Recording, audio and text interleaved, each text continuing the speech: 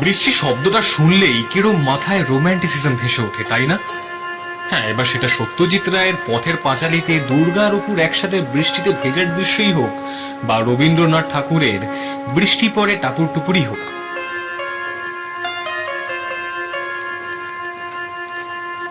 কিন্তু সত্যি বলতে আমার না ভালো লাগে না, জানেন?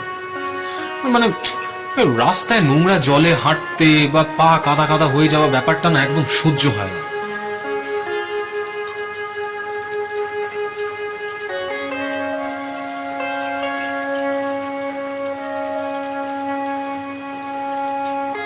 আচ্ছা, আজকে তো কারোর বাড়িতে অনেক ঝামেলা হয়েছে, বা কেউ নিজের প্রিয় মানুষকেও হারিয়েছে।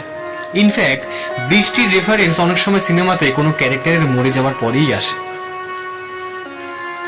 আমাদের সবারই জীবনে রাগ, দুঃখ, হতাশা, খুশি, প্রেম, ভালোবাসা সবেতেই বৃষ্টিকে যেন খাবারের আলুর মতন জড়িয়ে রেখেছি।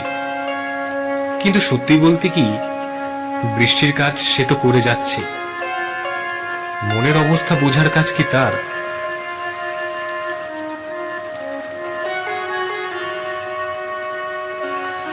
তাই আপনার বৃষ্টি কেমন লাগে বা না লাগে তাতে তার কিছু যায় আসে না।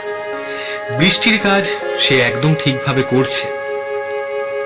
মনের কাজটা নয় আমরা দেখি,